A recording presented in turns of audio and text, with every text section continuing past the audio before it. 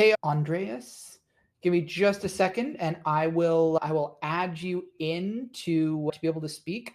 Just want to get this set up, but let me add you in here and then we can figure this out. You sound great, by the way, Parth. Okay, perfect. Yeah. Guys, how are you? Good. How are you? Is it Andres or Andreas? Andres. Andreas, great. Whereabouts in the world are you joining the space from, my friend? From Mexico, my friend. I will say I'm a developer, I will say. Tech developer, but not myself quite. I am the sale part of the company. Oh, amazing. So you're in sales? I have a tech company. A little tech company that actually what is in my bio. What we try to do is to connect businesses peer to peer with 0% fee and 100% of validation for companies. Very What cool. what I try Yeah? Sorry, this is flingku.com. Flingcow? Yes. Yes, sir. Flinku. Awesome. Yeah, no, okay, please go on. So I was trying to think, how can I actually help people? The best part is to understand that everybody's struggling with money. Everybody's struggling. Not even just one country or one segment, everyone. So I thought, okay, if I want a job, where I'm going to ask? Where I don't have the places to ask. I have my options are limited. But what if I have unlimited options to ask for a job directly? So what I try to do is to connect people not just into the job section, but into the company sections that wants to have more clients, better customers, better providers. So what I try to build is what I think it is the first social network specialized on business, for business only. Very cool. It's not about the thought about you have a company. Company is just an abstract thinking. I'm talking about the persons that actually do run that business. So you're a plumber, where they're gonna get you. But if I'm a plumber, I will direct message in Flinku to all the restaurants to offer them my services. Hey guys, when you have a problem with your sewers, you call me. Oh, thank you very much, Robert. Oh, this is my pleasure. If I'm a photographer of food, I'm gonna call every restaurant too, or any place that actually does with food, to handle them my resume, so they might hire me. So if I'm in tech, I will contact this tech company and send my resume. But what I actually try to do is to develop a system where it's not trying, it is ongoing. You actually can post. But everything is like stagnant. We've been stagnant in the model process of economics, especially in food apps, especially in Google. We're stagnant because we're comfy. So what I try to do is make it faster, make it lighter, and make it quicker, the communication between peers. So it's 0% connection fee, and it's 100% uh, that you're talking to that company. So Cool. it might take me a while to get every company, but what I actually bring is value in certainty that other people don't give you. They give you contact. Yeah, contact us, send us some email. Wait. I will get you to your WhatsApp, to your kitchen, so you can ask them by it. So what is the model business here? That's I, the question. How you profit? no, I love that. So obviously we're talking about kind of tech jargon and processes. So you jumped on to speak. I love the pitch. It's great. But anything that you're wanting to contribute on our focus today? Yeah. What I try to think is that all technology must go first into development of the development of society. Once you get the tech to society, tech is a wheel, tech is a leverage, tech is anything that goes beyond human hands is technology. So when you try to build something technologic, you don't use the part technologic first, but what the people needs first, and then you apply it with your tech, and then you run the business model so you can survive a tech. I believe that's my contribution. No, I love that. I think that's great. Yeah, I think like honestly, that whole kind of conversation around like what is technology, like even I feel like it's an important kind of conversation to have in this whole idea of tech jargon. Like technology is not just computers, it's not just those pieces. It really is sort of anything that's not directly from the humans.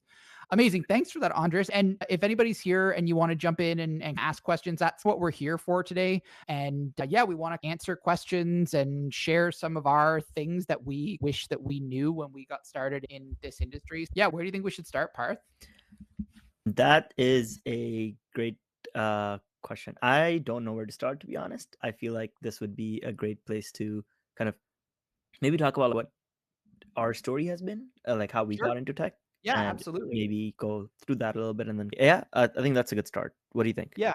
Yeah, I think that's great. And then we can answer questions. Folks, if you want to speak, just throw in to speak or put a comment on the thread for this chat. But we'll answer any questions that you might have as much as we possibly can as well. And so we'll share our stories, which will hopefully unlock sort of the process of getting into this industry, which I think is a thing that people don't necessarily understand. They're like, I want to break into tech or I want to switch into tech. And like you need to hear the stories of how people get in here. So yeah, I'm super curious, Parth. Like, what was your pathway into this industry? I think it like dates back to when I was like in grade 1, 2. And since then, I've always had this thing where it's like, whenever I see a computer, like this is like when computers were rare, and as we were like in India, we bought one of the first computers in our family, and it was like it was a great thing. It was like a fun thing. I used to just play games on it. But I think since then, it was always like, oh, there's a computer, and what can you learn more about, right? And it's like always being keen to learn more about that. And slowly that turned into like kind of building computers, or looking at like just knowing what parts are they, and then building computers, and then getting into the career selection point, and then realizing that there's more to computers. I think the first time I picked up an Arduino and wrote some code to, I didn't even write any code, let's be honest. It was just like the regular code that you find on the starter code, where you just like blinks or moves the servo, and you're like, oh, I did that. And it's, yeah, now you know exactly what it takes to do that, right? And getting that kind of feeling is what took me from, oh, I could do this, or oh, if I could do this, I wonder how other things are being used, or I wonder how other things would be working, or things like that. And that mindset, I would say, is what got me into like software engineering. That, yeah, I think that's where how I started. Cool. Yeah. You went the traditional pathway, right? Like you went to high school, went to university, studied software engineering, and went through that normal pathway, right? Yes, yeah. So like that in high school that's where I first touched a microprocessor with Arduino, and then just from there was like first robotics, where there's like a lot of things happening. Like the robot is actually just like doing everything on its own, and it's all programmed. And then going into university, learning more about what software engineering means, and also uh like doing internships, and yeah, getting a degree in software engineering, and being ingrained into the whole system. Okay, so I'm super curious. Mhm. You obviously went and did this. What was your process like actually land? So did you do co-ops when you were in school, or did you just apply for a job after you graduated? Mhm. Yeah, I'm super curious. What was your process of getting your first gig after graduating? So I'll go a step before that, and it's like getting my first tech job.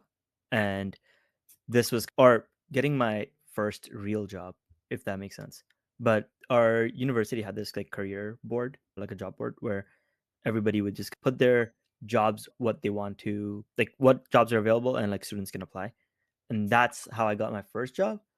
And using like that, like first job was being a robotics instructor, but I got to do coding there as well, like teaching kids coding, and also like taking a look at the website stuff that they had, like internal tools and stuff that they were using, and that was also cool. And then from there, it's doing more of that. That was my first year. Second year, I was working at this like very small company, if you could call it. It was like this one person that I think everybody at DevCycle definitely knows him. Everybody associated with like DevCycle and First Robotics knows him as Uncle Billy. But I was working for him, and I think it was like it was building an Android app for the summer. And from there, I got an internship at IBM. That was also through the internship co-op program. I was there for 16 months. Took a year off of studying, as it was like kind of part of the program where I was studying. And then I was at IBM doing actual like software engineering stuff and learning all of the things about what it actually takes to be a software engineer, and definitely learn what I like, what I don't like there. And yeah, that was the first job, I guess, saga, if that makes sense. Cool. And Yeah. that's also what the one thing was, that I graduated in the midst of COVID. So it was like a little hard. Like the market was really bad. But as soon as like the market opened up, I was back at IBM for a year, and I was on the same team that I was where I did my internship. So yeah, that was Cool. Okay, so let's talk about that. I'm super curious. So Mhm. you're talking about what it actually takes to be a software engineer. So I feel like there's this, I don't know, there's this weird perception, right? Like we have the things that we have watched to understand how the tech industry work is it like Mr. Robot and Mhm. like Silicon Valley and like these other shows, but obviously those are only showing a piece of what the actual like job looks like. So what are some of those pieces of, oh, I really like this, or I don't like this, or maybe something that kind of surprised you or you wish you'd understood when you were going into it, especially with a huge enterprise like IBM? As you said, like huge enterprise, and that's like the biggest thing that I learned is like how can, like, what it takes to be a part of the, like, the pot, or like you're basically just like a very small part of the whole thing, but you get to Okay. learn so So much. like let's talk about that. Yeah. So this is, I know we're doing like broad strokes here, but let's actually Mhm. get into the nitty-gritty. What does that mean when you say you're like part, you're a small pod that's part? Is that like, how are the teams structured? Like you showed up to work obviously remotely. Who did you work with? Did you have a manager? What about that kind of stuff? Yeah, going more into detail, I'll go into like what I actually like, what our team did. Yeah. And when I started, there was like I think everybody that is a little older knows of DB2, and everybody knows like how is DB2 was this thing, or it still is this thing, where everybody just like, it just is a very big software. A lot of people use it everywhere. And our team was the part of the team that works with the documentation of that, of the DB2, like the whole database. And our job was to make sure that you take the documentation and you are getting it translated and uploading it to the servers. First thing I walk into, I have no idea what's happening. I don't even know what DB2 is, to be honest. I'm just like, oh, DB2. Like during the interview, I'm like, the manager was like, oh, this is like, we're working with DB2. This is what we do. We're an internal team. And that's what I mean by like small pod, is like you're a very internal team, in the sense of like the engineering part of that team was like, you didn't really do much. But as in, you didn't do anything that was user external to the company facing. So that was also something to keep in mind. Now you get into this thing and they're like, oh, we work on the DB2 documentation. And then you search up DB2 and you're like, oh, interesting. I wonder what this would be like. And I walk into the office. Because it's like a very big company, there's a lot of co-ops starting at the same time. So everybody's just getting like a rundown of what IBM is, the history, future, whatever, or history of it. And then my manager comes to pick us up, and then I go into a team. Now, the unique thing about this team was that the engineering side of this team was all interns, and everybody was like just learning on the go, if that made sense. It was like, there's a lot of knowledge transfer Yeah. happening, but also you're learning at the job. It's like you're just told to do something. You work with the people that are going to be using your product, and in this case is like internal technical writers, and you just make something that fits their needs, and you move on from there. um, Cool.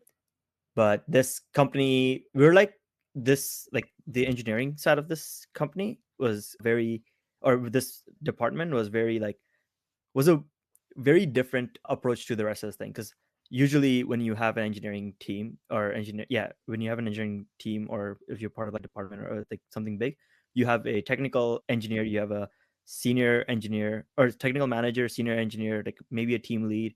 And if you are like external focused, then you would have a product manager, project manager. And there'd be a lot of roles that need filling, but I was put in a position where it's just interns, and we are a subset of the support documentation workflow of IBM. And by that is we don't work for that team, but we just work with that team of, hey, here's documentation, let's get this going. But that's also where you realize that there's so many people that are above you that are required to make a decision. And sometimes that's like the bad part about like the enterprises is you have to live with the decisions that are being made. And other times you get to, with startups, you get to be part of a lot of these decisions that are being made. You get to learn a lot more about what goes into a decision, whereas for bigger enterprise you didn't have that. I love that. And I feel like that's a big description. So like for anybody that's listening, that's like early into their tech career. And by the way, if you're here and you want to jump in, like just request to speak and we'll add you and you can ask questions or whatever. But yeah, there is a difference between working in big tech like FANG or like one of these large companies like IBM. Is there's differences between working there. Is you are a cog in a machine when you're one of these larger companies, whereas when you're in a startup, like you actually have far more control and insight into what's happening in there. And I think it's why certain companies attract certain audiences too, right? Like certain kinds of developers and folks in the technical space. I think the other thing is also that I think most of the CEOs would want to, or SLT and all of the rest would want to be like transparent with a lot of these things.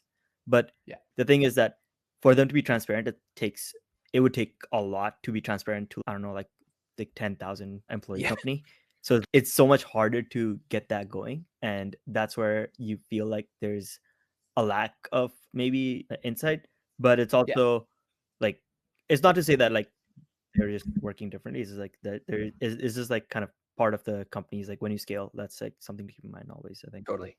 So I think you started to bring something up there that I think is really important because people that are on here may not even understand what SLT means. Let's talk some tech jargon terms that like maybe are less clear to people. So SLT stands for Senior Leadership Team. I actually hadn't heard it until I was at this company. That wasn't what we refer at other startups, but that's one that I think is a big term that sort of people don't understand. It generally is like the C-suite, and that's like the C-suite is like your CEO, CTO, COO. So like chief technology or CTO is chief technology, COO is chief operations.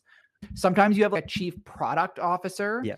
And I guess maybe there's even a differentiation there of CTO is in charge of all the engineering decisions. COO, and you can correct me here if I'm wrong, Parth, but COO is generally all of the business decisions are going through the COO. So that would be like, I would think I thought that business decisions would go through, or I think that external facing business decisions would go through like CEO, and COO would be like internal discussions and like decisions making. Yeah, that tracks. I want to and then stop right there and ask you a question. You said that at other company you didn't use like the term SLT. How did you refer to the same type of individuals? I called the CEO Brad. I called the CTO Chris. And so it's funny, right? So you talked about your journey. Like I got into tech fairly recently. Like actually we entered tech around the same time. So I actually switched over. Like I was in education and nonprofits and I switched over. And the first company, so I like ran a boot camp program at the university where I met a lot of people, but like my first real tech job was working for a startup called Battlesnake. And like when I joined Battlesnake, there had been 3 people that were at the company. There was Brad, who was the CEO, and he'd been a CEO of a couple of other companies. And then there was Chris, who was the CTO, who had been a CEO at other companies. And then there was the COO, who had worked with Brad previously. And so it was literally the C-suite was literally everybody that was there because they were a really small startup. And I think I was employee number 4 at the company. And so it was literally like we didn't have really a leadership team, and there was such a huge amount of transparency. It was just like hyper transparency there. Yeah. But yeah, so it wasn't until like I came to DEVCYCLE where like we have a pretty large leadership team where we actually started to use that kind of language. Yeah, I think like my job before DevCycle was at a very small startup, and it's like just out of YC startup, which there's this like CEO, and the CFO, or also worked as like I think CFO was like the best title for them. And it's just the three people, so it's different with three people, where it's just like you're part of a lot of these meetings and conversations, and otherwise you're part of the ones that involve you, if that makes sense. Yeah, that tracks. By the way, anybody, if you're listening and like the audio sounds off, if you're hearing echoes or anything, just let us know, just so the audio can sound good. So question came in from Alexander. So thanks for throwing it in chat, Alex. I'm like watching things come in. So the question is a software engineer the same thing as a front-end web developer? And I'm going to answer this from my perspective, and then I'll let you actually talk about this because you're a professional software engineer, Parth. But software engineer, it's weird. So historically, you had engineers that went through and got licensed. So they were mechanical engineers and civil engineers. And so you actually went through, you did a degree in engineering, and then you got your professional engineering, your P-Eng in Canada, and then you were an engineer. And then obviously software started about 20, 30, 40 years ago, and that sort of happened, but it's only fairly recently that the actual like concept of a professional software engineer has come about. And so the language like engineer in the software world has been not misused, but I feel like it's been less clear about what that is. And so I would say a software engineer nowadays is somebody who is like I would personally say someone that's like a professional engineer, that they could actually have software engineer behind their title. I don't know if necessarily everybody else would agree, but within that software engineer, software developer, you've got all these different roles. So you've got front end, you've got back end. Front end would be like your JavaScript and your HTML and your CSS. Back end would be like PHP, your Golang, your Rust. Full stack would be like you can do everything. So you've got front end, back end, and full stack are the three areas there. And then you've got more things even beyond that. Oh my goodness. Anyways, I'm going to stop there and not diverge too far. Yeah. Parth, what would you say to that question? Like about, is a software engineer the same as a front end web developer? It certainly is nowadays. I feel like nowadays that but you may just not be called a web front end web designer or developer. You just be a front end engineer, and that's, I think, when you start doing more of like the designing these things and going into the like doing more work than just doing the work, if that makes sense. I think there's a very big thing where it's like to progress. I've heard from a lot of people is like when you progress through your kind of career, you end up doing less coding and you start doing more designing. And something that I like to use as a distinction when somebody asks me like what's the difference between a computer science student and a software engineer, and I feel like what I've seen in terms of being taught in university is that software engineering would be taught like the software architecture, kind of you get an insight of like other engineering aspects of it too. So it's like you get to learn about electrical, you get to learn a little bit about designing, you get to learn a little bit about like everything. Whereas computer science seems more of a way to like go in depth into algorithms, going more depth into doing new things and researching about them. Like it's more math and programming like heavy, if that makes sense.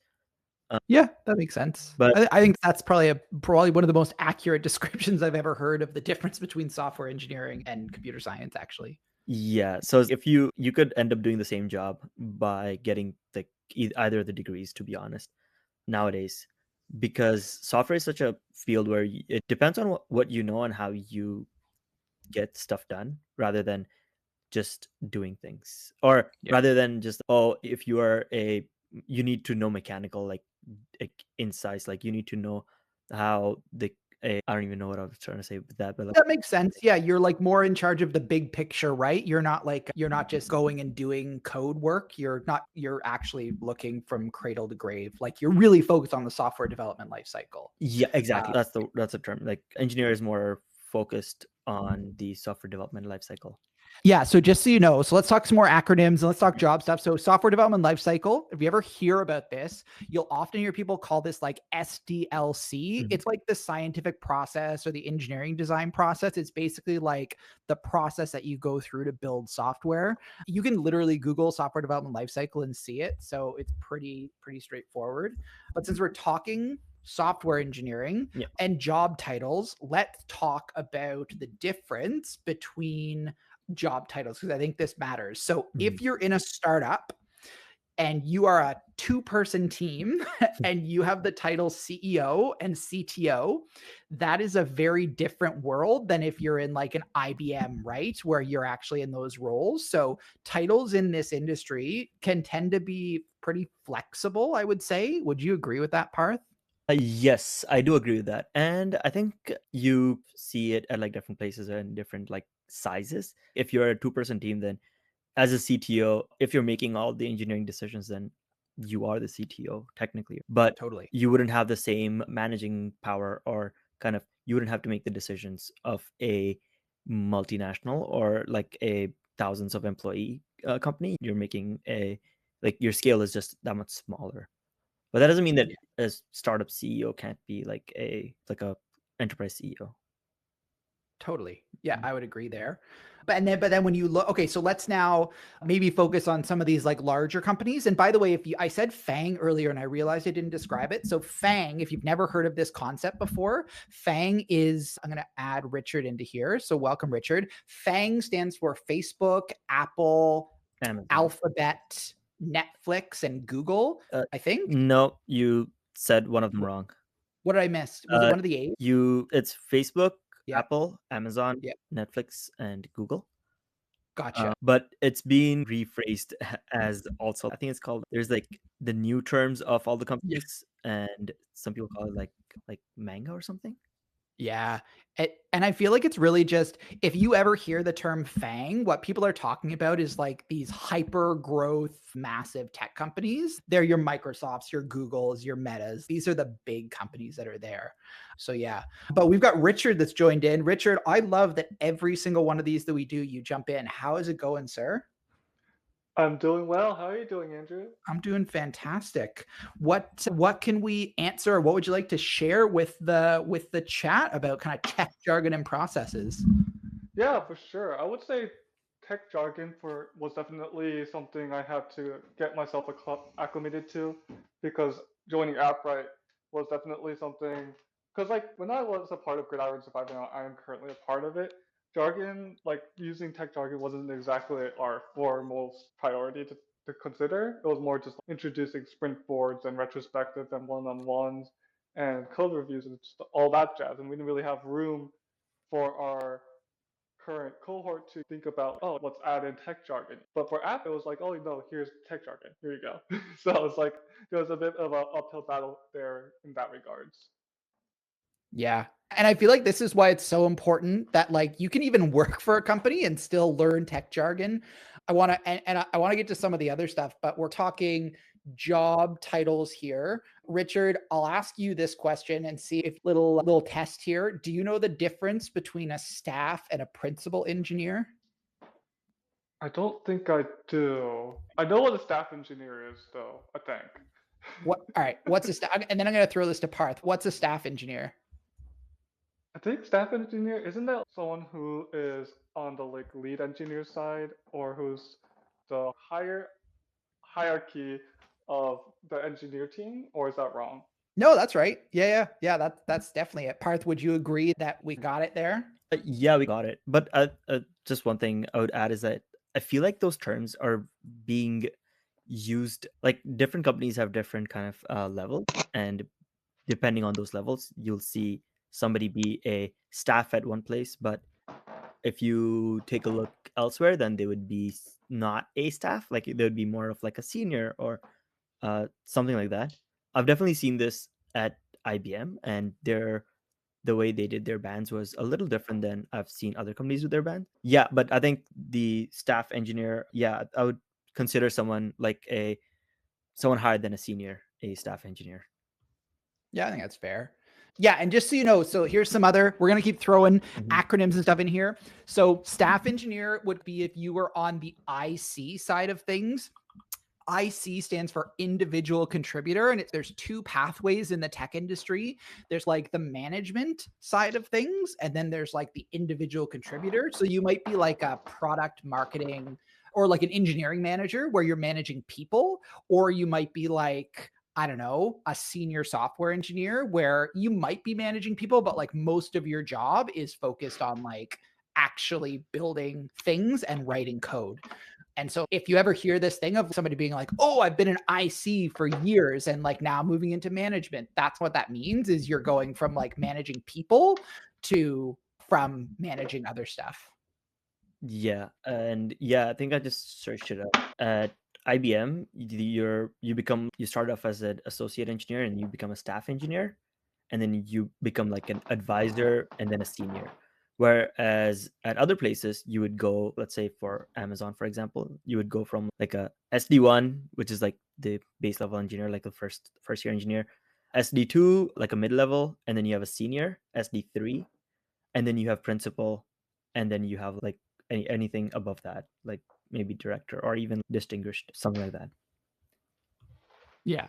Yeah. And the thing is, like, all these jobs really shift and change all the Mhm. time. Like, we're in a super young industry when you look at it. And so, like, a lot of this stuff shifts between companies and between teams. And really, when you're looking at this, like Parth was describing, like larger companies like Amazon or Meta, like, they have a lot of defined processes.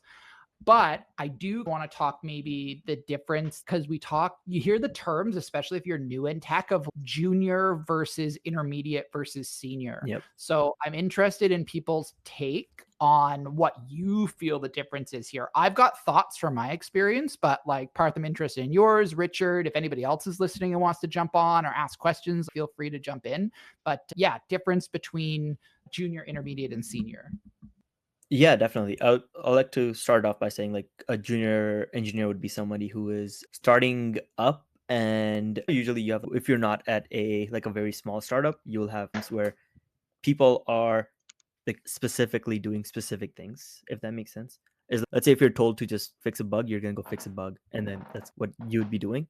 Or if, let's say, the ticket says make this front end change, you're gonna make that front end change. Junior engineers, in my opinion, are like people or engineers who might not have the full context of like the technology and the actual product, but they can go in and make a change and then come out. That's their, if it makes sense, like that's what a junior engineer to me is. Like it's somebody who's brand new, learning the language, learning the nooks and like kind of pitfalls of language while getting started. Yeah, I think that's fair. Mm-hmm.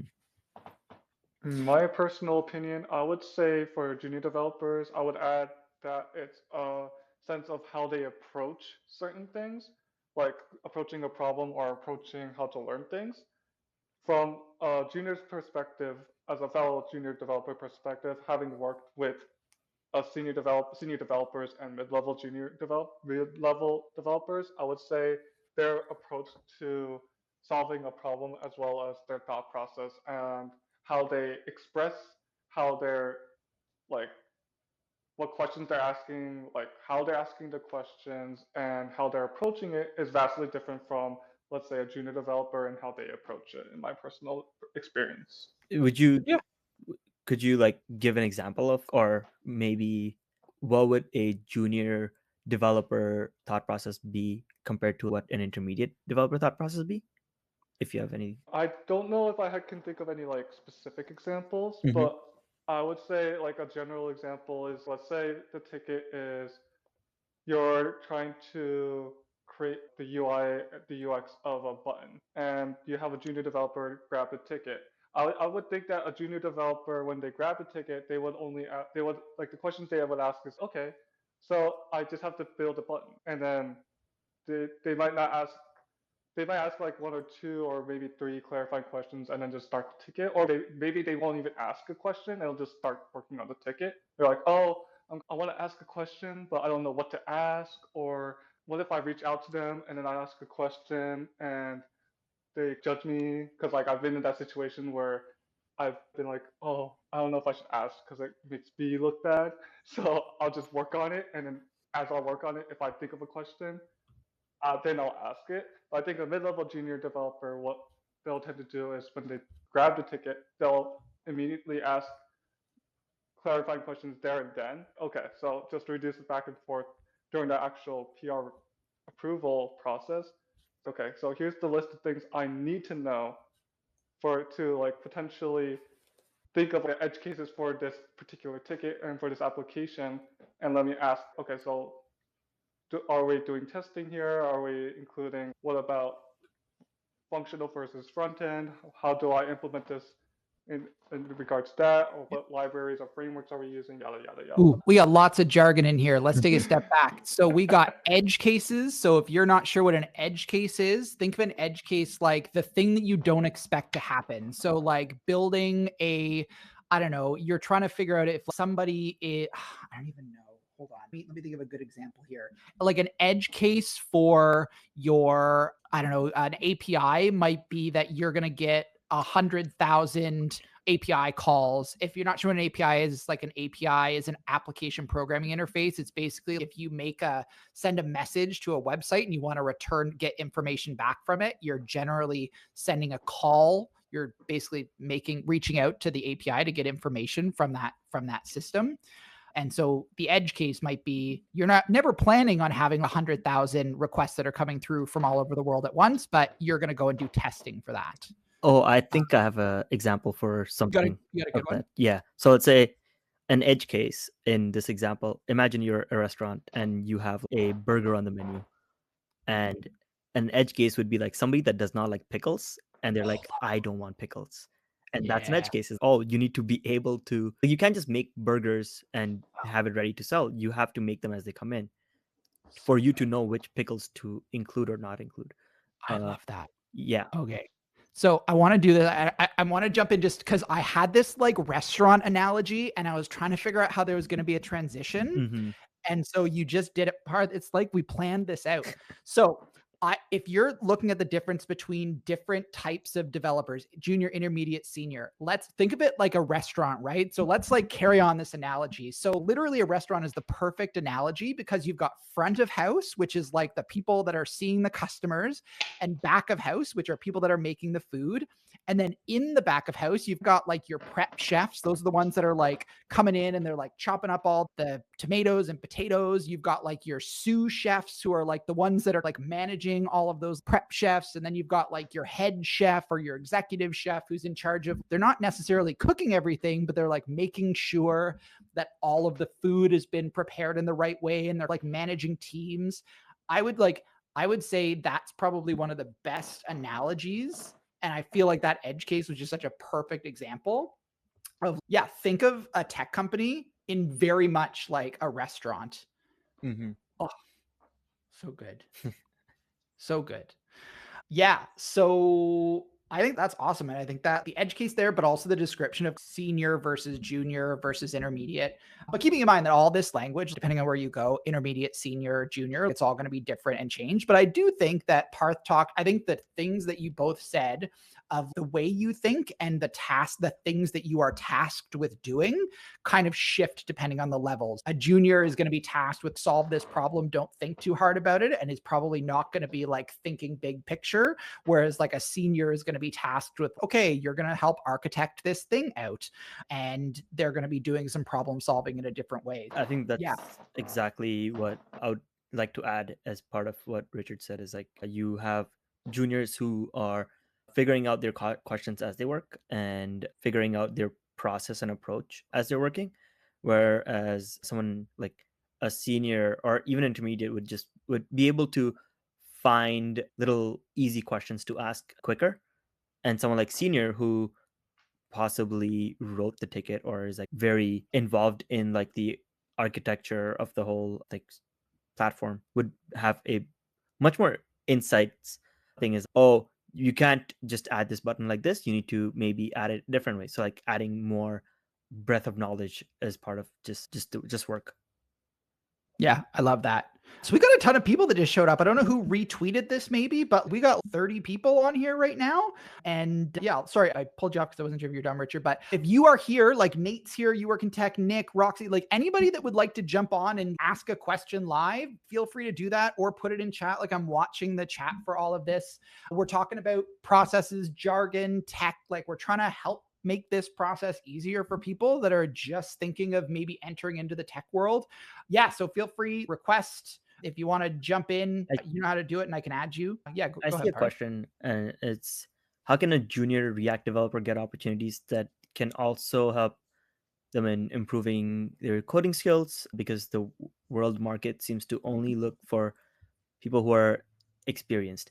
I think Richard has raised a hand, and I would like to see what Richard has to say before.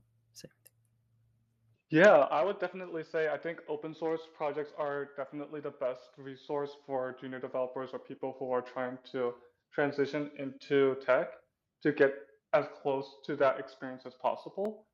Just to not only work in a team of developers, but also get like a sense of what a PR request is and okay, this is what a code review process would be like to some degree. And okay, so this is how I communicate with developers in an asynchronous format.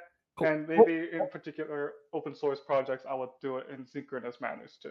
Hold on one second. We got a lot of jargon in there Yeah. again. Let's explain some of that jargon. What is a PR? If you're wondering what that is, PR is a pull request. So basically, if you're using Git, and what Git is, there's no acronym there. It's literally just Git. It's a way that you control changes. So like if you look in a Google Doc, you have, and you ever go and look at the history of changes that you've made, it's like tracking all the changes.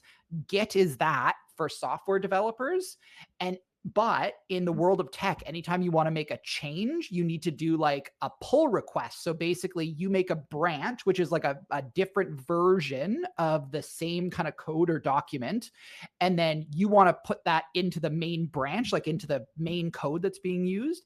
And so you'll actually do what's called a pull request, where you're requesting that your code be pulled into that main branch. So that's what that means. And then also the other one is asynchronous. It just means not at the same time. So asynchronous is just you're doing it on your own time. You're not having to do it at the same. Sorry, Richard. I'm sorry for interrupting, by the way, Richard. I'm just like, there's so many things in there that are just good to touch on. Yeah. Parth, go ahead. Just one thing to also make sure Git and GitHub are different. So Git is a source code management, is what it's called. Like Git is SCM, and the whole process is to manage your source code. Being able to tag different versions of your code with messages and things that you can go back to. And GitHub is a actual hosted platform where you can have Git repositories, a repository of code, which will be like managed through Git. And PR at a pull request is a Git specific term, a GitHub specific term that has gained popularity. Because I know I think it's in GitLab, it's called a merge request. And yeah, I just wanted to just touch those things a little bit at that. And I see Richard's hands up. So yeah, Richard, go ahead. Oh, my hand's down. Oh, sorry. Yeah. But yeah, like going off of what Richard had mentioned about open source. Now, open source is also like an interesting term. I knew Andrew was about to go talk about that. But open source is basically it's basically when your code is open and open to outside contribution, as well as is open for people to use. I think I heard somebody talk about this where they were like, when there's different ways of working, like having a public repo is like you're either working in public. So it's just that, hey, this is my code. You can take a look. You can have comments about it. Or here is my whole repository. If you want to take this and use it on your own, feel free to. Yeah, I love that. And it is important to note. Oh, can you hear me? Yes, I can hear you. Yeah. Okay, good. Because I know Nate's just jumped on, but I do just want to say, just because you've put your source code up on GitHub and you've made it a public repository doesn't necessarily mean that it's like a true definition of open source, because you can technically publish code on GitHub. And if you don't include a license in there, and there's lots of different kinds of licenses, like technically you're more like source available, but until you put the appropriate license on it, it's not truly open source. So yeah, Nate, come on, go ahead, unmute. Richard, you can unmute too. Like I think we can figure this all out. And if anybody else would like to jump in and join the conversation, please do. But yeah, Nate, take it away. Yeah, thanks for having me. Hope you can hear me all right. Yeah, I've got a meeting to jump to in a few minutes here, but want to jump on and quickly affirm Parth, first of all, for the Git versus GitHub distinction. It's very confusing, or I should say a common source of confusion. Git is a piece of software that was written by Linus Torvalds, the same guy that made Linux, and that was first released in like 2005. GitHub was a private company that was created around 2008 that's a software as a service, essentially. GitHub is the website you go to. There's a lot of other services and tech included now, but it's a really good distinction to call out because that is so confusing for people. And it's Git is on your computer. There's a program, there's a binary called Git, GIT. It's pre-installed on Macs and Linux and pretty much everything nowadays, but that is very different. And even the notion of pull requests, I like that Parth called that out because, yeah, pull requests themselves are not a Git thing. They're not in the protocol. They're not in the software. That's a layer that GitHub has added on top of it. And then I'll also offer one little bit of feedback or a little bit of a critique for an earlier analogy. When we're talking about edge cases, Parth had the kind of pickles versus no pickles example for an edge case. But in some cases, like you might think of that as if you do offer pickles at your restaurant, that's still kind of standard operation or like it's an expected branch.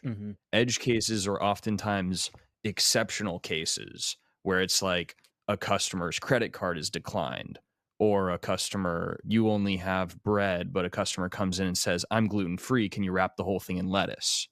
And those are situations where it's you don't normally have an edge case is usually defined by you shouldn't hit this in day-to-day operation. If everything's going as expected and all of your rules are being followed the way you set them up, edge cases usually don't happen. They're more often the result in software of weird states that your system shouldn't really get into.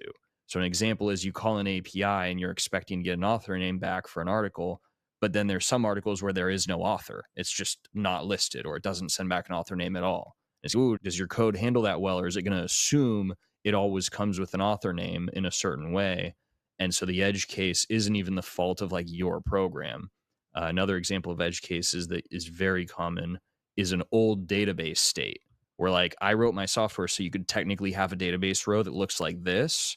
And then I changed it later so it would be impossible. So I make sure to provide a default value for something. But it might have been around before I added that consideration. So if my new logic assumes that database field is always filled in, I might have rows from before that patch where suddenly that code is going to break because there's a database row that looks different than what I expected. Love that. Love that. You're inspiring more people to jump on too, Nate. So I know so Richard had his hand up first and then Sam's here too. Either of you guys can unmute or you can both unmute. If you got a question, maybe it's specifically for Nate and I know he's got a piece. So yeah, unmute and do your worst, guys.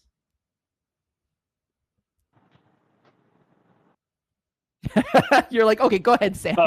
I'll take it. I just wanted to add an extra example of edge case because there's one that a lot of people don't expect. So on the building off of the example of you have a restaurant, a very common edge case is, and this is no longer really an issue because we all use Stripe for credit cards. But if you were to, for example, take credit cards and you expected, hey, all credit cards have, like 12 numbers, but then some guy walks in with an American Express card that only has 10 numbers and your whole system is just won't accept that card.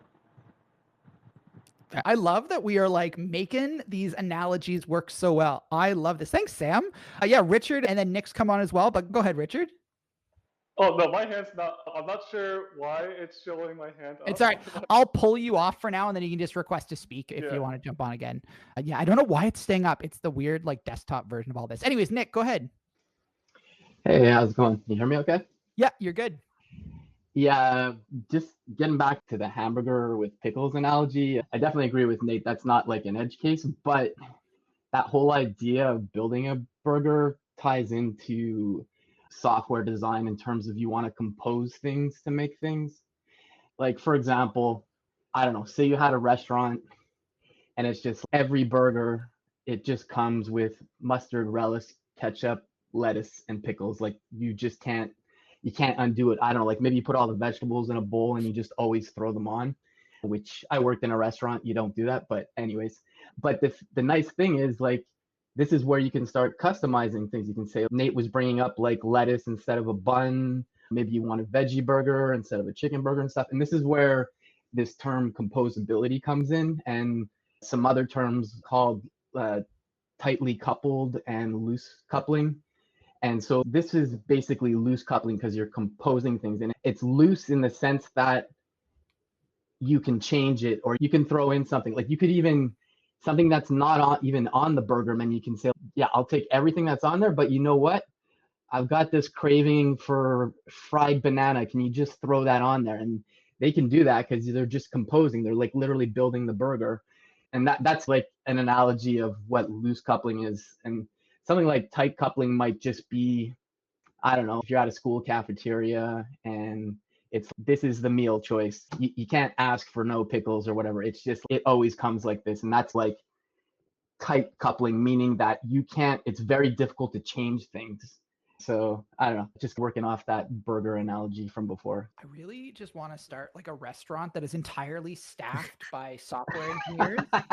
And I feel like it would be either the most chaotic restaurant in the world, or like it would become the only restaurant that anybody would ever eat at.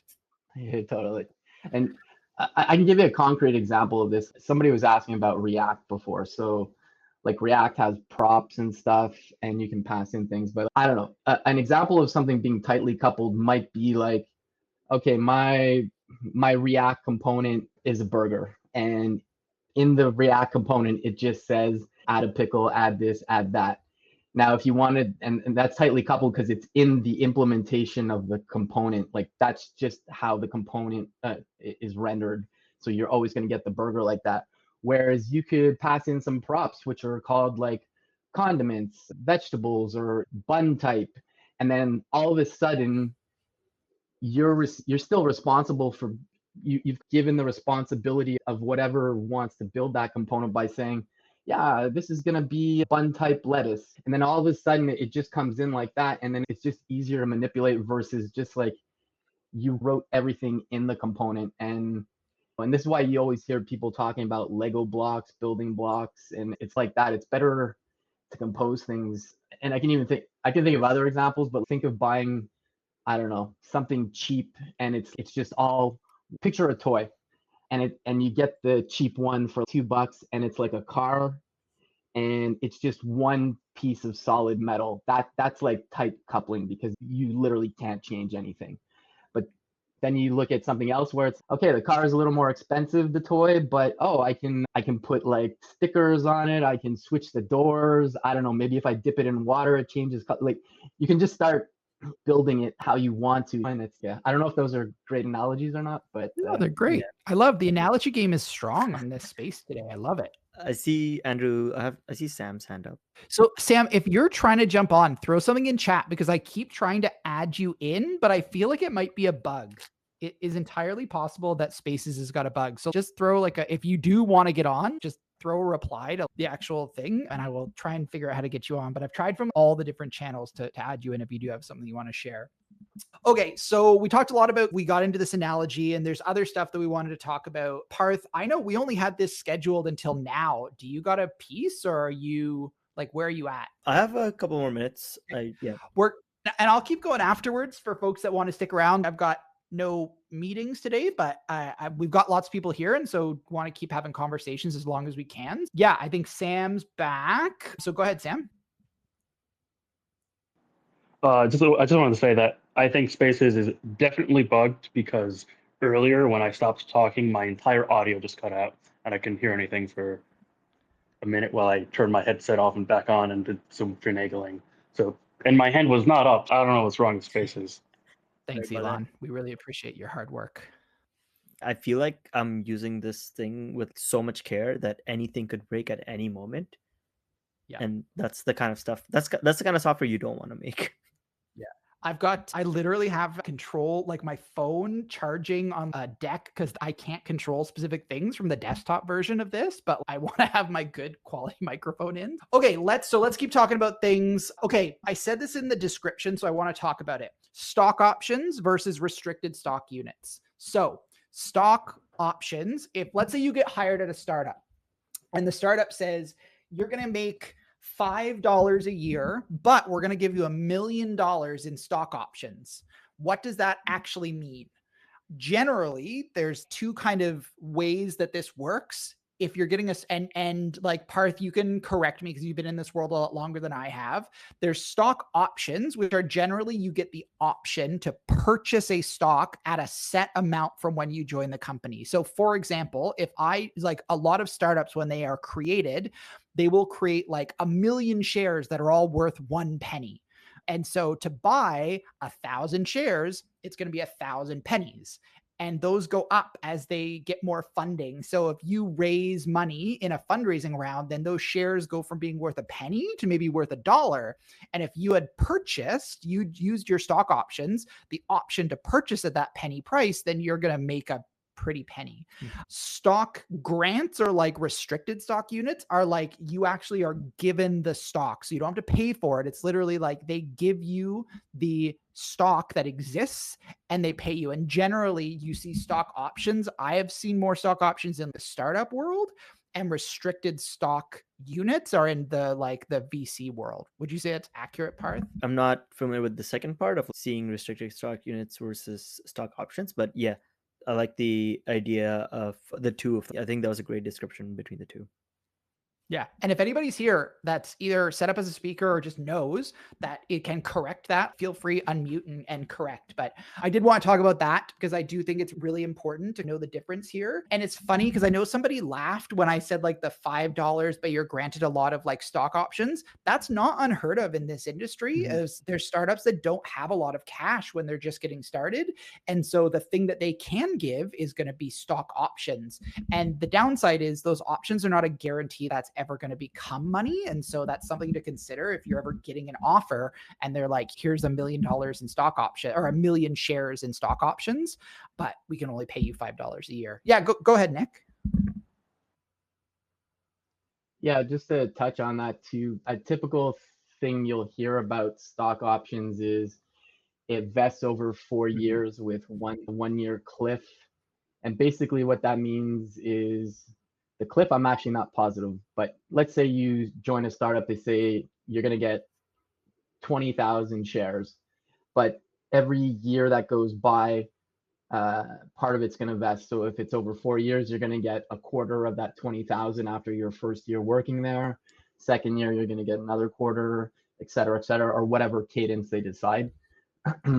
And just to touch on what you were saying, Andrew, it's a stock option is literally just that. It's the option to buy a stock once the company goes public or gets acquired. But in practical terms, most startups fail. And I'm not trying to say that to be negative. It's just a known fact. Or they'd never like IPO, like they'd never go public.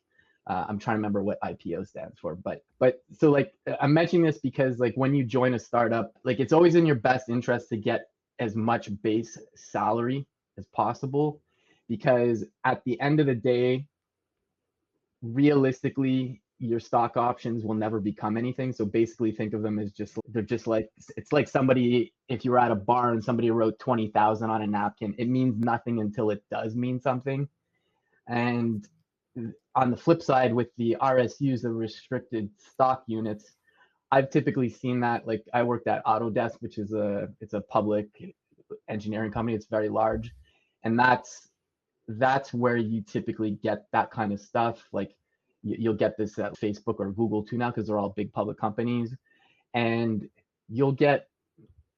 typically you'll end up, not always maybe, but like typically your base salary might not be as high. Like you could potentially get a higher salary at other places, but you have to, if you think long term, you're going to have your stocks, and every year you're going to get more stocks, and they compound over time. So even if you're there, oh man, I'm only getting 100 grand a year, you're not really getting that. You have to think of the whole compensation package.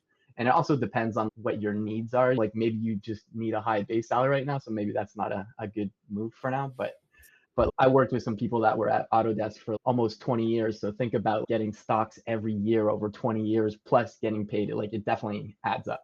So yeah, I think something to add on to what you mentioned, Nick, there is that the vesting schedule is usually like set by when you sign or when you're given the stock options, or you usually know how the vesting would be. So I've heard of companies doing very back heavy, which would be like in the first year you may only vest like less than 25%, and in the later like third and fourth year of the whole contract you'd be getting like the more part of that, and you could get more money, like more stocks and RSUs as the longer you stay at a place.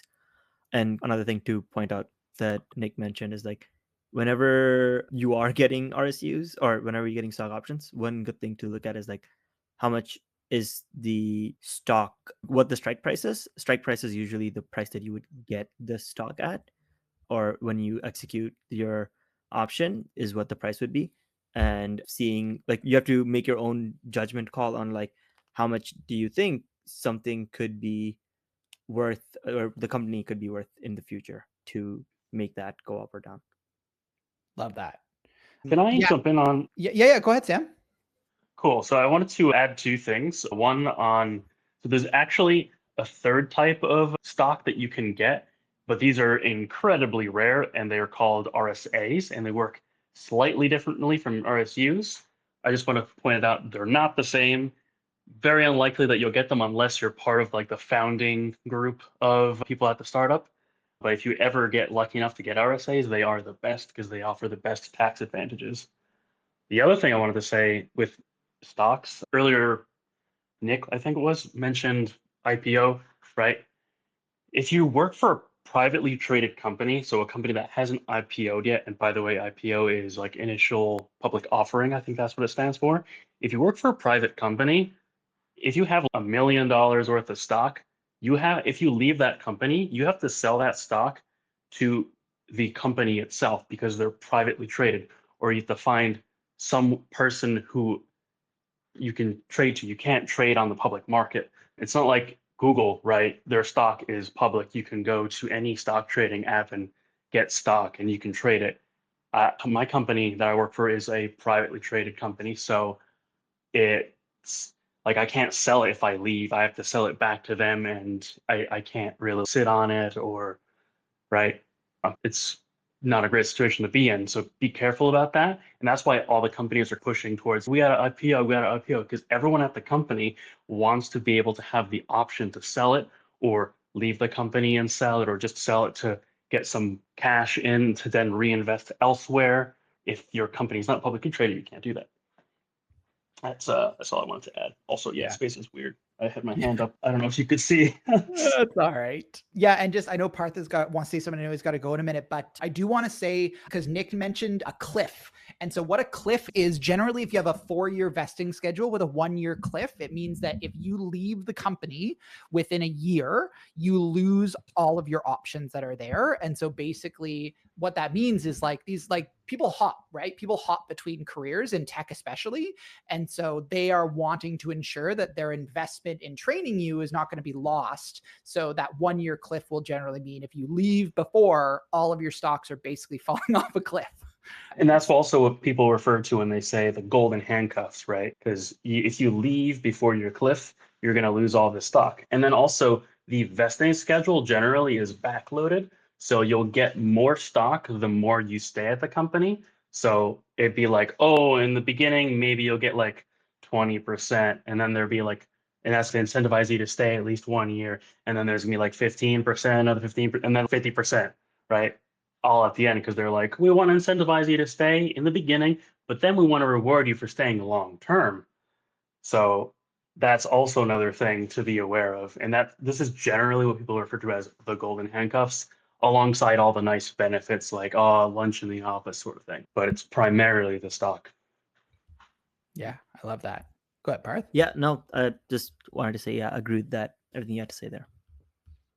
So we're talking about money. Let's keep talking about like kind of total. So there's a thing in tech that's called the TC. You might be hearing about this thing called TC. And what TC stands for is total comp. Total comp stands for your total compensation package. And generally what it involves is it involves your base salary. So let's say your base salary is like $100,000. And then included in that often is a bonus. So they'll be worked into your contract, like a say 10 or 15% bonus. Maybe. And then on top of that are also like your stock options or RSUs. Now, generally, from my knowledge, anyways, and anybody that's been at these companies might be able to provide more context. I wouldn't count options into my total comp package, but I would probably count like RSUs or RSAs, like things that have cash value that are attached to them. But depending on the cliff or the vesting schedule, like if you don't get to vest or exercise the options or the restricted stock units within a year, is it really part of your total comp? It is after the first year, but not before, if that makes sense. Is that fair, Sam/Nick/Parth? Yeah, I think so. Yeah. Yeah, same here. But yeah, just to reiterate though, that the stock options they're literally worthless until the company becomes public or like through the IPO. I don't think there's any other. I think as Sam was saying, I guess if it's privately, potentially you get the stocks maybe. But again, like he was saying, he would have to sell it back to the company if he wanted to get rid of them. But yeah. Yeah, I don't know too much about the private. Generally, it's just really hard to sell them. And they're, like you said, they're pretty much worthless. And they're even more worthless when they're private, which is why everyone wants to IPO. And then there's also, oh, shoot, hold on. I lost my train of thought. I'll jump in later. Nope, you're all good. Yeah, Nick, go ahead. You unmuted again. Oh, yeah, sorry. Yeah, I was going to say there's the total compensation for sure, but there's also other things to consider as well, like nice to have that companies give you as well. Like when I worked at Netlify, I had the $3,000 US education stipend.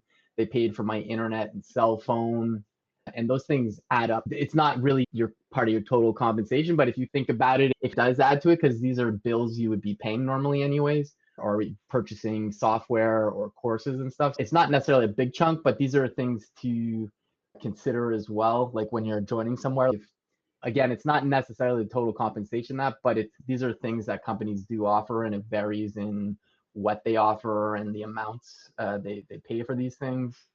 There's all kinds of other benefits. I'm working remotely right now, but like when I worked at Autodesk, they provided reimbursements for public transport. There was like a fitness stipend.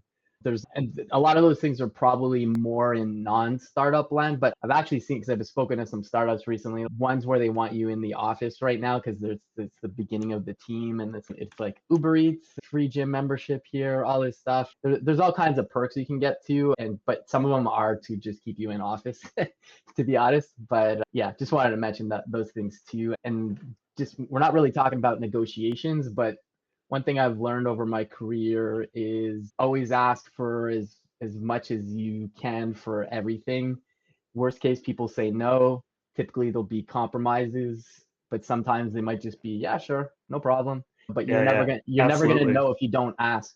And I know it can be intimidating if it's, oh, what if they reject me because I asked for this? But I honestly think if somebody really wants to hire you, they're not gonna say like, we're reneging on your contract because you asked if you could get a gym stipend or something. Yeah, let me just hop in real quick. Sure. 100%. I was going to say that too. Negotiate as much as you can, especially even stock. Because like we said, stock is worthless. So if you're like, hey, can I get an extra $20,000 worth of stock? You're like, yeah, sure. Here we go. It's worthless anyways. So if you want to get a bump and they're being frugal with the salary, you can ask for the stock, and that's very likely they'll say yes to that. And then there's also oh darn, I need to write down what I'm about to say because I keep forgetting what I. You're good, Sam. It's good. I'm going to keep you on speaker and you'll be good to go. Yeah, but I feel like there's the other side to all of this as well. This is there's lots of perks to work in this industry, but there's also a lot of downsides. Like layoffs are pretty common, right? There's a lot of great secure like government jobs and a lot of these things that have unions don't really exist in a big way in tech. And so like layoffs are things you might have heard the term like RIF. Like you might have seen somebody be like, "Oh, I was impacted by an RIF." That stands for reduction in force. And so it's like a restructuring or a layoff process, and restructurings happen a lot too, and the salaries are like generally higher, and in the knowledge society that's just the nature, but also the risk is also pretty high. And so I think like Nick and Sam spoke to it. Like negotiation is weird. I come from education where it's, and I know there's some other people on the call that do as well, where like you can't negotiate your contract. They're like, this is as good as you're going to get and you're going to be happy for it. Whereas in this industry, you bring a skill set to the table and you can make folks a lot of money by having your skill set there. And so negotiating and knowing your worth is like a hard thing to do, but a super, super important one. Yeah, totally. And I'll mention one other thing. I don't know if this is the kind of thing that happens in the current job climate because there's been a lot of layoffs, but I've also negotiated sign-on bonuses before. That's something else. Like you're not necessarily going to get all these things. Just I think we're trying to just more show you all the stuff that's out there that's possible. Yeah, and that all depends too. But and plus one to what Sam was saying, ask for more stock options or whatever.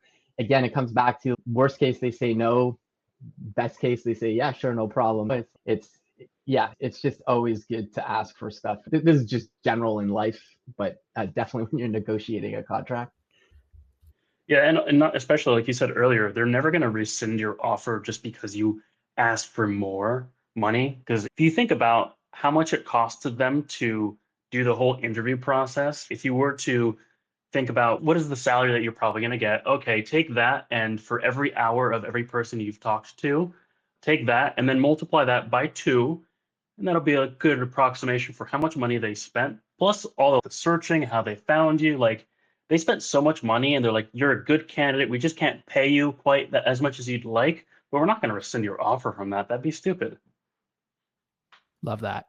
Parth, I know your time is limited. Yeah. Is there any other pieces that you want to touch on before you've got to head out? I think one main thing that I wanted to talk about in the last 5 minutes, I'm gonna drop at the 30 mark. But one thing I would want to talk about is what would you tell yourself when you were first starting in tech, and what is something that you would tell yourself after going through like being in the industry for so long?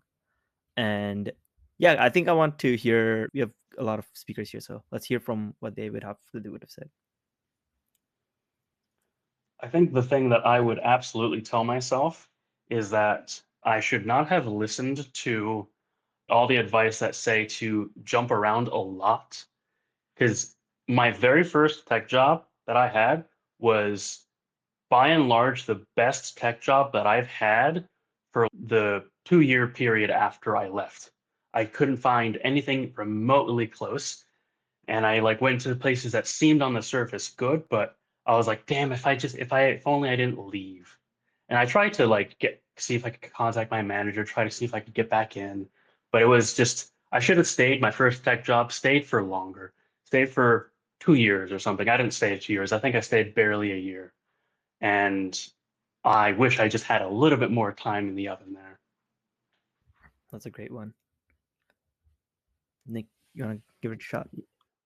Yeah, I definitely just tell myself to negotiate, because to be very frank, my first job, like it's hard getting your first job. I went to university, but I got back and it took me a year to land a job. I was doing internet technical support, then I was doing like admin work, and I finally landed a job. It's basically, I used to play rugby, and one of the guys on my team, like it was just after practice, you typically just go out for drinks, but he was just like, "Are you still looking for work?" And I said, "Yeah," because he owned a software company. And I said, "Yeah." And I'm a little older, so he basically handed me a Visual Basic 6 CD. And he said, "Just take a peek at this over the weekend." But anyways, I'm very grateful for getting that shot, because it took like me a year of just failure. But I didn't negotiate anything. I just said, "Yeah, sounds good." And so my first job, I got paid $35,000 Canadian. I think default was like 2 weeks vacation, which is standard in Canada. But I didn't negotiate anything. I didn't ask about the private insurance or any, like literally nothing. Because yes, I was grateful to get the job for sure, but in hindsight, it would have been probably better to negotiate a little bit at least. Hey, at least you did better than my starting salary. My starting salary was 25K in Europe. But Europe, man. Yeah. Go ahead, Parth. What's your advice? I think I would probably say that it's okay to my advice comes from more of just learning side of things, is try to learn as much as possible and then ask questions. It's okay to ask questions. I know Richard mentioned it before that it's always hard to find that or find the right questions to ask, or even feeling that you'll be judged if you ask questions. But I feel like that's one of the best ways to learn, is just fail, learn, and ask questions and keep doing it. I think that's like the main thing. But we have Richard on here, so if he wants to. Yeah, go ahead, Richard. Also, before Richard unmutes, Nick, you're in Canada? Are you in Montreal? Yeah, I'm in Montreal, East Hey, Coast let's go. representing. A fellow Canuck rep. We're all Canadian at the top of this this chat. I'm the worst Montrealer though. I can barely skate, and I've only been to one Montreal Canadiens game in my life. It's all right. We'll forgive you. I love basketball though. Oh man, what would I tell my previous self, like when I'm starting off my journey? There's so many things. Starting off right off the bat, just building in public. I think I would definitely do that more, because I was so intimidated to post on Twitter/LinkedIn, just even talk about what I was doing or reply to people's posts. And now I'm on a Twitter space, the kind of just a big juxtaposition of where I started and where I am now is insane to think about. And then go to conferences. Just because I regret so much not going to the Texas Stack conference or going to New York Coding Coffee significantly earlier in my developer journey. Just like putting myself out there and meeting people. But yeah, those are the two things I would definitely tell my previous self. I love that. Parth, you got a piece, my friend. Yes, Final thoughts? No, I think it was great. I think I enjoyed being on Spaces. It was a great time. Thanks everybody for joining. Yeah. Awesome. And so I think we're probably we'll go for another like maybe 10, 15 minutes. I don't want to go too much later. We've been going for about an hour and a half now, but if there's other stuff that people are interested in chatting about, but Parth, thank you. I sent this message to Parth. I said, do you want to do this Twitter space like yesterday at like 10 o'clock at night? And he's, yeah, sure, I'll do this. So thanks for, as always, just being game for anything, Parth. Yeah, no worries. Thanks everybody. All right. We'll see you later, Parth. We got lots of people that are jumping in. David, welcome. Welcome to Kanika. Anybody that'd like to jump on and speak, you know how to do it. But we're talking tech jargon, processes, things that people that are in tech should know. We've been talking about stock options. We've been talking about negotiation. We've been talking about the difference between Git and GitHub. We're covering the whole gamut here. Yeah. Anybody have a thing that they think is really important, or if you're just coming in like a piece of the tech world that you want to unlock for anybody else that's on the conversation right now? I'm going to watch for unmutes, or I'm just going to go down my road. Nick, what do you got? Yeah, I joined this late, so I don't know if you've talked about this already or not, but have you discussed like agile methodologies and like Scrum and like Kanban and all that kind of stuff? So we haven't, and I think it's a super important thing to talk about, because as an outsider to the tech industry, I kept hearing that like agile is everywhere and Kanban is everywhere. And then you join a company and like you can't actually identify it. But yeah, maybe let's break down some of these things. And welcome. I've just added Kanika, and you can unmute yourself. Anybody that's on the speaker list can unmute yourself whenever and just jump in. But yeah, so Nick, maybe break down some of those terms, like what's agile, what's Kanban, what are all these things? Yeah, so I don't know the formal definition of agile methodologies, but agile like means being able to move fast. So think of it as processes to be able to move fast to deliver software. And there's different types of agile methodologies. And one thing I'll say is I've worked at a lot of companies, and I've never worked anywhere where agile methodologies work super smoothly. Sometimes it has been okay, sometimes it's been terrible. So I'm just throwing that out there just as a precursor to the conversation in case people start doing these things and they're like, oh, this isn't that great. But you might have heard of people talking about a stand-up at some point, and that's typically like a check-in point It varies on the company, but it's typically a daily thing. And if you work in a remote context, it might not actually be over Zoom. You might actually just have a bot in Slack that says async update. That's like what we use at open source right now. But there's that.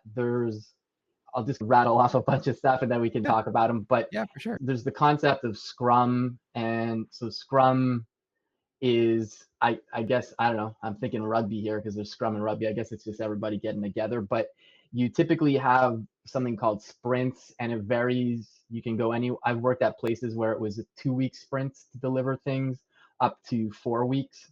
I personally found that in that kind of context, 3 weeks seemed to be like a sweet spot, but it varies per company. And in the sprints, you have something called sprint planning. So it sounds self-explanatory, but this is when you go ahead and start discussing what are the things we're going to work on. And this is where it depends on the company, but you might do something called poker planning, and it's literal cards. If you're doing it in a remote context, it might be like some online thing doing it. But basically, you're giving what's called story points to a story. And a story, think of that as one or more issues for a feature that you're going to deliver. And so basically, let's say, I don't know, there's a spelling mistake in 5 of the web pages in, I don't know, 3 React components. We'd probably say something like, okay, that's 0.5 story point because it's really not that much. But then there's something like, okay, we need to implement a shopping cart, which adds more complexity. I can't speak, complexity. So that would have a higher value in terms of story points. So maybe somebody might say it's 8. And typically what I've seen is the cards go all the way up to 20. I haven't seen them go higher than that. And I love and it. what We got a lot of stuff so far, Nick. Yeah, Let's yeah. maybe we'll pause and let people jump in. But also, I Yeah, want to recognize Kanika's or Kanika. Feel free unmute yourself. Okay. I hope am I pronouncing your name Yeah. terribly? So people, when they mispronounce it, they say Kanika, but it's Kanika. Kanika. Okay, awesome. No, great. Hi, nice to meet you too, Andrew. Nice to meet you. Yeah, nice to meet you I too. just start following you. I just wanted to introduce myself. I'm a senior product manager. I work primarily on ServiceNow and development implementations within GovTech. So I've been working as a project manager and product manager on a lot of software development projects. So I lead a software development teams over the last 2 decades. I just wanted to like address your topic. You said tech jargon and processes explained for newcomers. Yeah, And some of the absolutely. things that really have helped me, these are just, I'm not going to talk about specific terms. I'm just going to talk about how I feel like I have overcome the barrier of learning new tech terminologies and frameworks and methodologies over the last 19 years. And this may help somebody that's in the room who's trying to like get over those challenges. One of the things that really has helped me and always has helped me is really finding authors that really talk to me where I'm at and don't talk over my head, and buying books and finding books that have specific layouts that really work well for my learning style. I think that's a really important because every tech author or every developer has different ways of explaining things, whether that's YouTube, whether that's a course content creator, whether that's me listening to podcast shows where they're breaking things down. And even sometimes the For Dummies. I know people don't like it, but the For Dummies series books have really helped me over the years to really understand more complex frameworks and terminology in a way that I could go back to work and I can articulate it in a way that benefited the team and the project.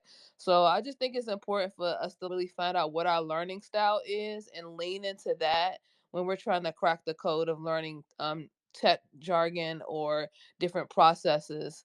Um, and also watching people, the day in the life videos are really beneficial too, because people can show you exactly what they're doing and they can associate that with particular processes or terminology. So I think constantly listening, reading articles, finding some way to spend 30 minutes a day to learn something new or even put things on repeat so you can like grasp it to some degree. So those are just a few things that I encourage people to do. That tech is not a place where you're going to stop learning. If you stop learning, you stop earning. So you have to really constantly be intentional about teaching yourself something new on a regular basis.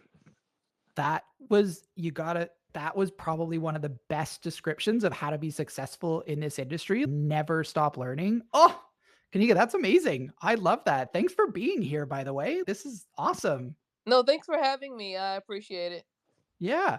So obviously, and Kanika, you're also an author. Is your stuff that anybody might be interested in checking out if they're wanting to explore stuff like this in the tech space? Yeah, so I don't want to say my book is a tech book, but my book is it's called Career Rehab. It's rebuild your personal brand. It's really talking about rebuilding your personal brand and changing the way that you think about yourself. So looking at ourselves as like brands instead of employees, just figuring out how we want to date jobs and how we want to remain forever employable by dating jobs and building relationships at every opportunity that we go into, because I look at jobs as friends with benefits. These relationships, they don't stay forever, but every relationship that you enter in, you figure out what benefit you can get from that, whether that's conferences, whether that's training, whether that's new skill sets or building relationships with people. You can check out the book on Amazon if you're interested in really building a solid brand. The book is written like a technology methodology in a way, because it's various different phases. But you can check out the book on Amazon.com if you want to get any format of the book, whether that's physical copy, ebook, or the Audible book. Awesome. And I do love that even, and I know Nick's unmuted or sorry, Sam's unmuted and Nick's there, but I do just want to say folks are also doing the thing that we were just talking about, which is you're doing a thing right now to crack the code. Like you're here, you've shown up, you are spending time to listen to people talk about their experience and follow everybody that's been speaking on this call. Follow Nick, follow Sam, follow Parth, follow everybody that's here. If you see that they've got a tech connection, follow people, reach out to them. I do coffee chats all the time with people just to have a conversation about what it's like to work in this space. We're all wanting to help other people find success in this industry. Sam, I want to go to you, and then Nick, maybe we can go back to some of the conversation on Agile, and you posted some stuff in the chat as well. But Sam, you're unmuted, so take it away. Cool. Okay, so I wanted to, can you hear me? Okay, my Spaces UI is entirely bugged because it says that Nick is speaking, and I'm not.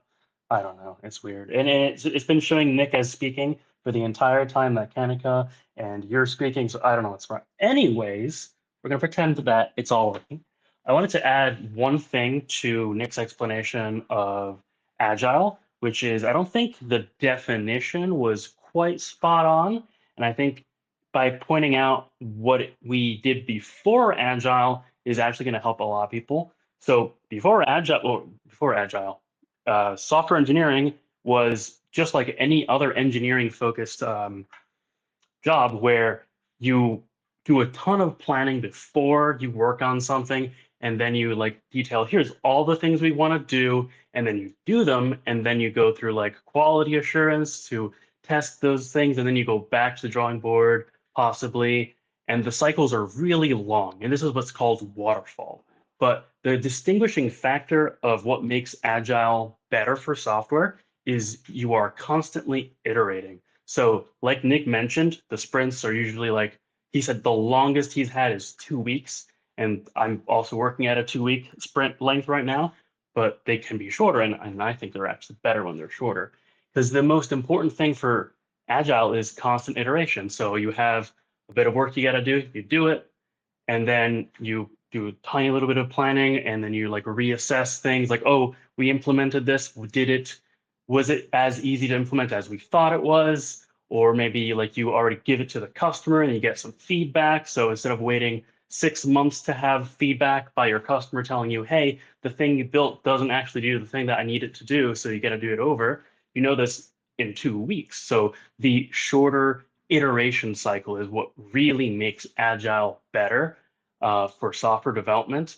And then there's the other unfortunate side is that most companies don't do Agile properly. And so you end up in a company or you end up in a state where you're doing a mix of Agile and waterfall, where you're still having these giant long cycles, but now you have tons of extra meetings for stand-up, for Scrum, for retrospective. And so that's the unfortunate side of things, but the goal of Agile is this fast iteration. That's the ideal scenario. And I everyone love. tries to do that. Yeah. Most can't because businesses are weird and businesses have certain things they want to meet. So like the story points, those things were invented in Scrum. They're not part of the Agile Manifesto. And the only reason that they exist is because higher ups generally want to know how long is this going to take? Because timing is very important in business. Yeah, absolutely. And I think if everybody's listening to this and you're like, man, things seem super inconsistent. Like a CTO at a startup is different than a CTO at an enterprise company. And this is different than that. And these aren't there. We're a super young industry. We are think like computers, like 100 years ago, this was not an industry that existed. There's a lot of things 100 years ago that have changed a huge way. And we're far less than 100 years ago that this industry's really existed. And so I think like everything that we're sharing today may change. This is a really fast changing industry. And so we're providing context now, but I think like Kanika said, this is like an industry where I'm never going to Constantly say it. learning. You got to be constantly learning if you want to keep earning. And so keep all of this with a grain of salt. Things will change, things will shift. And I think that's okay. It's okay that we're in this industry. If you like that kind of work, and if you don't, there's still places in this industry for you. There's big enterprise companies that are slower moving and are still using waterfall, and that's okay. I met somebody at a conference recently who, when they were developing software 5 years ago, everything was physical hard drives that were delivered. So when they pushed to production, they literally put it on a hard drive. It was like a 3-month process of developing like a single feature and like a release, and then they were putting it out on hard drive, and it was like couriered to the place because it was like a defense contract. So there's stuff here. Now, before Sam, I want to let you jump on, and anybody else that's a speaker as well. But if there's other people that are here that want to jump in and they want to share their thoughts or expertise, or they want to ask a question, feel free, like request to be a speaker. Love to add you in to be part of this conversation. We're really just here trying to help you understand a little bit more about the industry. I'm going to maybe call it for today around 2:00 or 5:00, or like within the next kind of 20 minutes or so. But I think we'll do one of these again because people seem really interested. And I'd love like Kanika, Nick, Sam, lots of other people that are here. If you guys wanted to co-host this, like love to have you all back to continue this conversation down the road. Yep, cool. One last thing, and then go ahead, Sam. Cool. I just want to say one thing, and then I'm just going to be lurking for the rest of the time. Is that earlier you mentioned we're a young industry, we're constantly learning, but that's not to scare people into thinking that if they don't get a job, it's going to be like a constant uphill battle, relearning things, and then those things changing and learning other things. There is a small part of that, but the vast majority of the foundational knowledge is very consistent. Like your first programming language, once you've mastered one and you've gotten a really good, strong grasp on that, if the thing you want to do is with a different language, learning your second language is vastly easier, and you will pretty much just be picking up languages left and right at a certain point. And what will happen is like you'll forget some of them because you'll be like, oh, I used this for 3 years, but I haven't touched it in one. And you go back and you're like, I don't remember how this works. But then you dive in for a few minutes, an hour, you'd be like, I remember this clicking for me, right? And there's like tons of other things like how the internet works, right? The networking stack, that hasn't changed for years, right? We're only now just like adding things like, oh, we got HTTP3, but if you like go look at how that works under the hood, it's just using UDP. So if you know how UDP works, you know how HTTP3 works. So there's a whole slew of foundational knowledge that you'll never lose. And it's just the surface level things that are constantly changing. I love that. Yeah. So well said, Sam. So well said. Yeah. Kanika, go ahead. I think I actually not think I agree with Sam wholeheartedly about I think newcomers need to focus in on learning the foundational aspects of tech within itself. I think that the introduction of things like cloud computing and AI and even some of the new nuance of tools that are able to use for cybersecurity, I think it's basically the tools are the things that we're having to learn that are newer, but the foundational of the technology and what those tools do are still pretty much based upon the foundation of technology. It's just that you're learning new graphical user interfaces to do things in a more automated way, right? The automation and the efficiency of creating workflows and to incorporate generative AI and some of these other new things that we are hearing, these other cool buzzwords. Those are things that I feel like the newcomers are trying to jump on to learn the platform, but they haven't really learned what's going on up under the hood. And what's under the hood is the behind the scenes of what the platform actually does. And that's the foundational piece of technology that people are skipping. So I think that you're right, Sam. I agree with you. And I also agree that with the agile conversation and agile, and I'm a big agile fan, and I feel like every organization does it a little differently. Some organizations are more mature than others, but the most important part about agile is self-organizing. You don't have to be doing it at a level of a Fortune 500 company, or you have to meet people where they are. You have to meet your users where they are. You have to meet your key stakeholders, and even the maturity and the competencies of the development team where they are. So it's okay to do a hybrid if that works for your team. It's okay to do 3-week sprints if that works for your team. I think we have to be very intentional about understanding our key stakeholders and making modifications of how we do agile and the implementation of the Scrum framework based upon really knowing our people and getting to know them and where they are, and then implement, and people, we can grow them from that place to get better as we evaluate that their learning styles and their maturity levels. Oh Super well. yeah, 100% agree. I want to say one last thing because Yeah, Kanaka go. just brought up something amazing, which is true about Agile. I'm going to read you the very first line of the Agile Manifesto. Individuals and interactions over processes and tools. The whole thing about Agile is, like you said, it's finding who are your primary stakeholders and designing your workflow around serving them in the best way possible. I love that. And Nick, I know you unmuted there, so go ahead. You introduced Agile and then lots of different conversations, but take it away, my friend. Yeah, no, it's all good. Yeah, like you mentioned, I dropped a couple of links in there if folks want to read up on it, because like it could become super long conversation. But we're talking about processes, and also, just side note, I make a little joke. I call it agile fragile because of a lot of places I've worked at, it just didn't work well. But anyway, sorry, that's just my own little joke. But I think with processes, they get put in place, but I think it's very healthy. And this is a little harder in a larger organization, but in smaller organizations like a startup or even mid-size, I think it's important to always reevaluate those processes. Is this process causing the team friction? Like, just because it's there doesn't mean you have to do it forever. So it's healthy to just say, hey, I know we said every sprint we're doing this thing.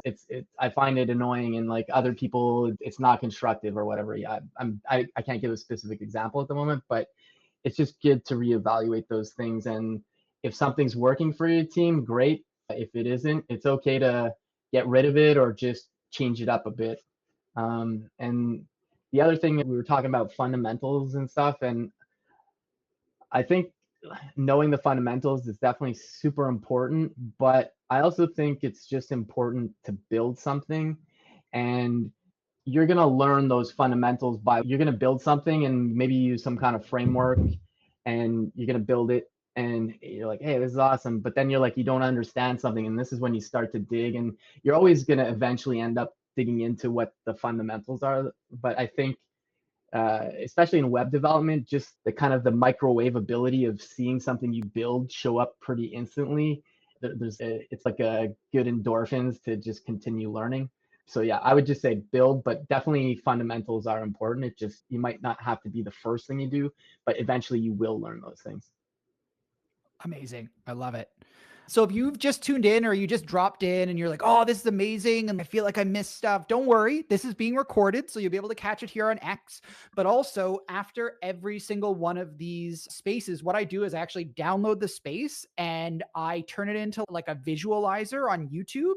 And so there'll be text and there'll be fun stuff like that. If you don't already, this is being hosted on the main like DEVCYCLE channel. And so it'll be on the DEVCYCLE YouTube in a couple of days. So if you want to check this out, and if there's some accessibility issues and you need captions and all the rest of that stuff, all of that will get sorted out in the next little while. And there's so many amazing tidbits of information that are on here. So go and listen to the recording, or go and listen to the kind of recording where we'll cut out some of the ums and ahs. But yeah, I am so thrilled. There's been 30 people here for the last hour with us. And I think that speaks to the importance of having these conversations, because we are a young industry. Things are constantly changing. It's scary. It seems like this is a club where you can't get in unless you know somebody. And that sucks, and you should know somebody. And now you do. Nick, Sam, Kanika, Parth, myself. Follow us, reach out to us, connect with us. I think everybody that's here, Nick is working for Open Sauced, which is an amazing, or Sauced Open, sorry. No, it is Open Sauced. I thought I was right, but you can follow them at Sauced Open, and they do a lot of awesome stuff on getting into the open source world. Sam, lots of great tidbits here. Obviously, Kanika with some amazing career resources that are there. And then Parth and I, we do streams all the time, exploring different dev tools and stuff like that. So follow all of these people that have been here. And more importantly, and I think Richard said it really well earlier, challenge yourself to contribute or ask a question, whether you put it into chat today or whether you came on. You're amazing. You're awesome. And I think Kanika put a response in chat, and it was like technology, processes, and people. Like, this whole industry, every industry really, is all about relationships and relationship building. And so much of landing your first job in the tech industry is about relationships and finding somebody who can be your advocate. So find your advocate, build these relationships, make them reciprocal. You're not trying to get something from somebody, but build relationships with people. I think that's super, super important. Yeah, Kanika, go ahead. Hey, before we jet out, I would love to come back and talk again. I would love to be on a panel again with Nick and Sam and the rest of your team. I would love to, I'm just throwing these topics out here because I'm just nerding out a little bit, but I would love to talk about user story development, testing, software testing. I would love to also talk about producing production release plans, also how to prevent or how to get better at dealing with technical debt, and just a few things I would love to talk about, like local platforms like ServiceNow and Salesforce. So if you ever need anybody, just let me know. Yeah, let's do it. I think Nick and I are both at a conference next week, but maybe the week after. Yeah, let's come back and do this. I'm going to connect with everybody that was here, and I think we'll do another one of these spaces, because I think this is a super important topic that we've only just cracked the surface of. So yeah, absolutely. I love those. We didn't talk about user stories at all today. We didn't really talk about technical debt. There's so much more. And yeah, we've got such a wealth of experience and knowledge across the industry here, that, and the world really, that it'd be a shame not to share it. Yeah, follow all of us on the channels. I'm going to be connecting with Nick and Sam and Kanika and Parth and our other speakers that joined us today to find a time and a day that this will work again. But yeah, any kind of final thoughts from those that are on the speaker thing right now before we call it for today? And a hush goes over the crowd. I have a final thought. Go ahead, Kanika. I would say don't be afraid to build your success squad as you travel through this journey. You're starting five, I like to call it, right? Getting into tech is just like getting drafted into the NBA. Sometimes it feels extremely difficult for some people, right? Because they feel like it's impossible. But you have to build your starting five, and you first have to show up for yourself, and show up for yourself by doing the work, by, like Nick said, building something. Sam talked about foundational learning. We have to show up for practice before we get in the game, and I think it's important for us to know that this is basically a sprint. It's not. This is not something that's going to happen for you overnight. So it's important It's a to know this is marathon, not not a a sprint; sprint. it's a marathon. And let's just continue to just help each other, build each other up, and build your starting five of people that can advocate for you, can mentor you, and people that could really also that's on the same level as you. Everybody that you meet don't have to be a senior person, right? There, you need to build your starting five off of people who maybe are rookies, senior level, and mid-level professionals, so you have a diverse perspective on this industry. Amazing. Other kind of final thoughts from Sam or Nick? I'm going to share one last thought at the very end, but Nick, over to you or Sam.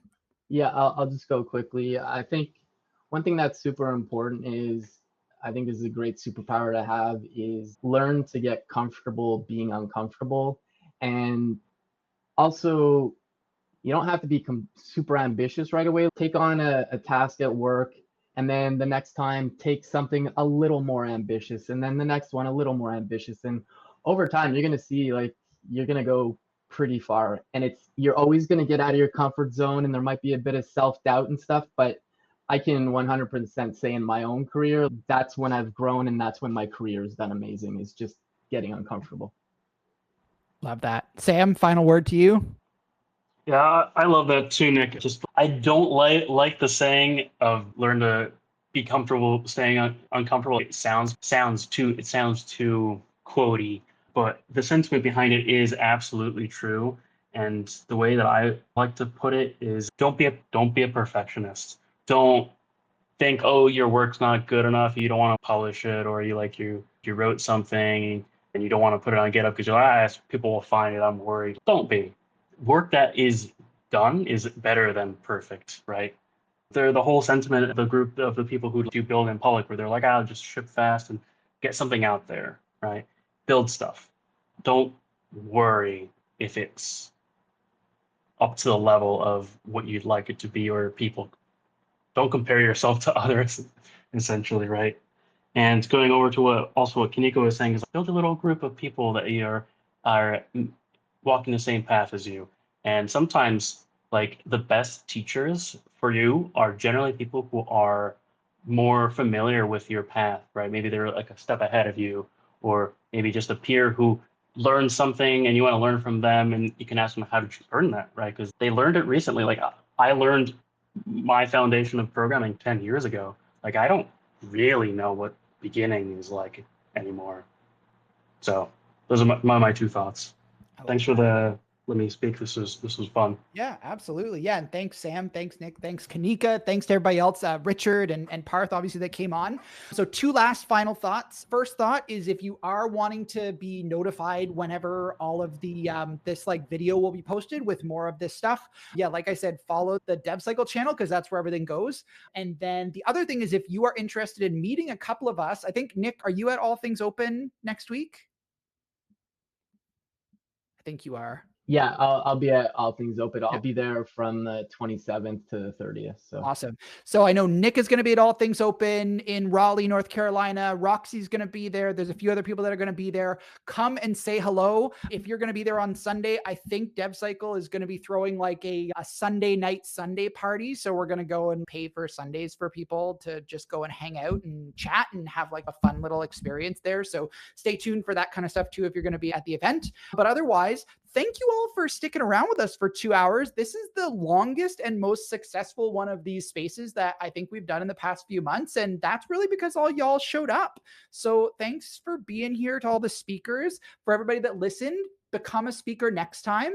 And yeah, thank you all for being such amazing folks that are looking to set yourselves up for success in the tech industry. Have an awesome rest of your day, and looking forward to seeing y'all around the internet in real life in the future. Bye, everybody.